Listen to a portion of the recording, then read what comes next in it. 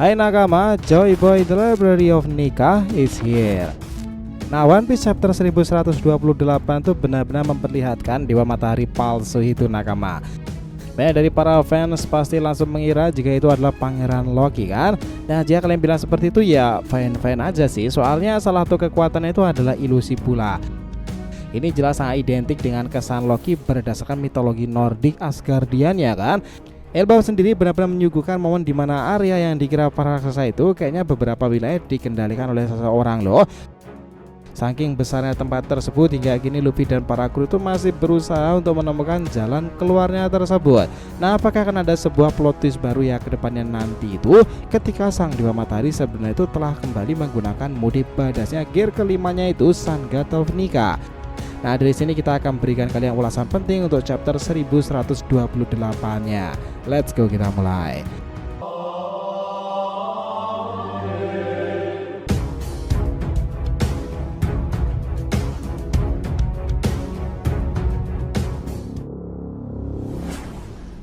Namun sebelum masuk bahasan, jangan lupa untuk like video ini ya nakama ya, supaya untuk support kalian semuanya untuk channel ini ke depannya agar terus berkembang dan berpetualang bersama Nika sang Joy Boy itu. Nah, jika sudah, terima kasih banyak dan mari kita mulai petualangannya. Gini nakama, akhirnya One Piece 1128 itu sudah di depan mata ya. Di berbagai forum dan juga leaker sendiri itu telah menjelaskan hal besar dan menarik di chapter kali ini.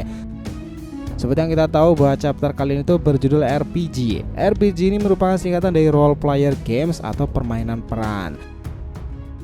Nah, ini merupakan sebuah permainan dalam berbagai bentuk ya, dimana sang pemain itu akan menjadi karakter fiksi atau sosok lain yang sebenarnya bukan dirinya. Tentu ini dibikin penasaran dan ada alasan pula kenapa Sensei sendiri menjadikan RPG menjadi judul dalam chapternya soal. Memang ya ini nanti akan menjadi berkaitan erat dengan kisahnya di chapter kali ini.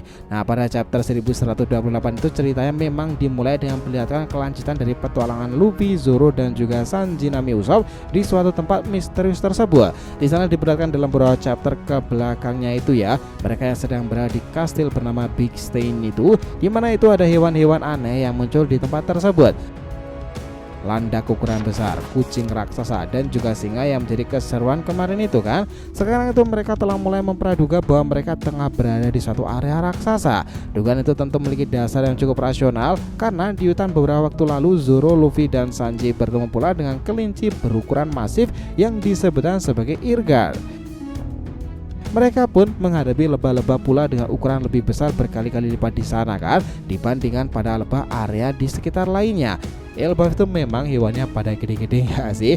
Beberapa dari mereka itu mengira itu berada di desa raksasa loh. Namun realitanya para penduduk desa itu ternyata semuanya itu hanyalah manusia normal dengan pakaian serupa layaknya para Viking sendiri ya. Mereka sejatinya itu adalah manusia yang menggunakan kostum raksasa. Mereka itu manusia normal. Jadi tempat itu seolah-olah desa dari negeri raksasa hanyalah ilusi semata kelompok Luffy yang sedang berada pada sebuah kotak yang berukuran sangat besar seperti kotak mainan milik seorang raksasa tersebut. Jadi tak heran ya kenapa mereka sendiri bingung dan kenapa bangunan serta benda lagi ada di sana itu. Karena itu merupakan sebuah kotak yang telah disusun nakama. Balok-balok Lego itu milik raksasa tersebut. Maka itu memungkinkan menjadi ukurannya sangatlah besar sehingga bisa menjadi tempat tinggal untuk para manusia normal kan. Dengan begitu semua pohon yang kita lihat dalam chapter lalu yang disebutkan mereka salah satunya adalah Yggdrasil itu adalah pohon palsu. Aneh juga ya ketika pertama kali melihat pohon tersebut karena harusnya Yggdrasil lebih besar dari itu semuanya kan, dan batangnya haruslah membentang sangatlah luas. Karena jika itu Yggdrasil mestinya seperti tebakan para fans sendiri, itu memiliki alam-alam lain dan juga akan diperkenalkan kan. By the way, kita akan kembali lagi ke cerita tentang seseorang di balik kotak mainan dan seluruh isinya itu adalah raksasa yang dikenal sebagai Dewa Matahari. Nah lo, plot twist kan, kenapa ada Dewa Matahari selain Luffy? Ya jelas kayaknya emang Dewa Matahari itu adalah palsu ya nakama. Karena yang seharusnya real Dewa Matahari itu adalah Luffy dengan kekuatan buah iblisnya Nika itu. Nika yang terdapat dari hitonomi yang terhubung dengan sejarah kerajaan besar dan Elbaf. Tapi di sini ada sosok lain yang mengaku-ngaku sebagai Dewa Matahari. Ini akan menjadi hal menarik. Siapa sebenarnya sosok raksasa yang mengaku sebagai Dewa Matahari itu belumlah dikonfirmasi di chapternya ini. Tapi banyak yang mempraduga itu berhubungan dengan Pangeran Loki sendiri itu.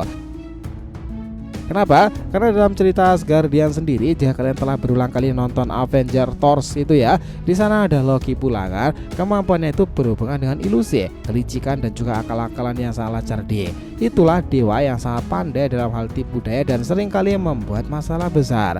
Kayaknya itu alasan kenapa Oda sendiri membuat Loki harusnya sifat itu tetaplah dibawa kan. Jadi sekarang juga telah cukup clear ya chapter kali ini RPG judul permainannya itu, karena Loki sedang memainkan peran menjadi dewa matahari. Dia telah memperlibatkan para manusia biasa dalam permainannya dan seolah-olah sedang berperan sebagai sosok raksasa di kotak tersebut. Nah, jadi informasi Loki ini seperti ini, kayaknya ada sebuah paradoks di sini. Apakah ada ambisi yang terpendam dari Loki ini untuk menjadi dewa matahari seperti Nika? Nah, ini bukan sebuah kebetulan nakama. Jika Loki ini identik dengan ilusi untuk menipu orang-orang, Nika itu memang bukan hanya ilusi tetapi imajinasi yang bisa diwujudkan ke realita aslinya. Jelas Nika lebih overpower ya dari kekuatan ilusi itu sendiri. Setelah itu mereka yang berada di area tersebut mulai keluar dari kotak mainan. Di sini mereka langsung menemukan bahwa Chopper yang sedang berada di luar area. Kenapa Chopper ditaruh di luar tersebut ya? Setelah itu, sosok yang dikenal sebagai dewa matahari palsu ini masuk ke dalam ruangan di mana kotak mainan itu berada. Dia memiliki wujud raksasa sangatlah besar yang memakai tengkorak rusa di kepalanya tersebut. Ketika dewa matahari itu masuk ruangan, aura yang dipancarkan sangatlah mengerikan dan kayaknya memang dia bukan raksasa sembarangan. Di sini dia kemudian mulai mengawasi kelompok Luffy itu dan melakukan siasat agar mereka tidak bisa kabur lebih jauh. Di sini di bagian akhir chapter ini juga diperlihatkan kejar-kejaran setelahnya ya, antara dewa matahari palsu dan juga bajak laut topi jerami tersebut. Apakah Loki belum tahu ya jika Luffy ini sang dewa matahari itu? Luffy dan para rekannya menggunakan kucing besar itu tadi kayaknya tidak ingin dihajar lagi ya, makanya dia menurutinya. Dan karena Luffy bisa menggunakan haki, sangat jelas hewan itu takluk kepadanya. Nah sekarang gini nakama, karena Elbaf ini begitu luas banget ya, apakah konsepnya memang seperti Wano Kuni yang cukup terisolasir dengan negara luar tersebut? Apakah orang-orang pada tahu jika Luffy adalah dewa matahari yang sesungguhnya? Apakah mereka pernah melihat poster buronan tersebut dalam mode terbarunya itu? Nah kalau belum tahu, jelas mereka membuat kesalahan fatal karena orang yang sedang dikerjain itu adalah sosok Yonko dunia baru yang mengalahkan Kaido loh, Kizaru atau bahkan beberapa bajak laut ganas di dunia baru sendiri. Mohon menarik bakalan terjadi jika wujud itu dibangkitkan lagi kan? Apakah salah satu cara Luffy untuk kabur dari sana itu hanya dengan bertarung dengan dewa matahari palsu itu? Ya itu mungkin aja ya, namun yang bisa untuk dipertimbangkan pula karena lawannya adalah pengguna ilusi dan Nika adalah pengguna imajinasi yang bisa direalisasikan tanpa batas itu, kayak malah akan ada menjadi daya tarik seru tuh jika Nika si Luffy itu menggunakan kekuatan imajinasinya untuk mempengaruhi lingkungan sekitarnya, sehingga area tersebut akan luntur dan kembali seperti semula ya. Ya emang kayak konsep Logia sih terkadang. Hal inilah yang paling masuk akal dan bisa dilakukan karena sebelumnya di Egghead Luffy juga telah melakukannya ketika pertempuran melawan Rob Lucci sendiri kan. Nah seperti yang kita tahu bahwa itu berada pada sebuah kotak permainan tersebut ya. Jika Nika berubah menjadi raksasa, bukannya kelar sudah tuh acara kucing-kucingan tersebut.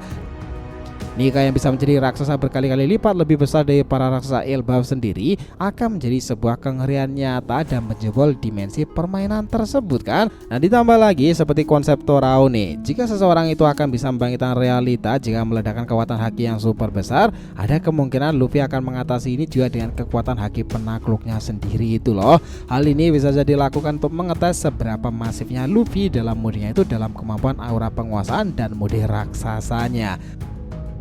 Wah itu badas banget sih.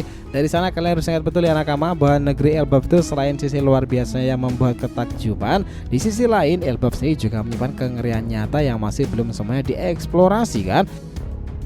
Oleh karena itu kita menantikan ya momen itu terjadi saat kelompok Luffy dan para krunya itu sudah melakukan perjalanan-perjalanan seru dan penemuan-penemuan baru di area negeri Elbaf tersebut. Wah itu bakalan menarik sih. Semangat nakama semuanya tentang hipotesa ini. Jadi itulah tadi ya pembahasan kita mengenai cara Luffy keluar dari ilusi Loki pada chapter 1128-nya. So terima kasih ya telah menonton cerita ini sampai akhir. Jika kalian punya pendapat langsung aja komentar di bawah ini dan kita akan usahakan respon, oke? Sampai jumpa di video nakama dan Joy Boy Sang Nika telah kembali ke peradaban One Piece.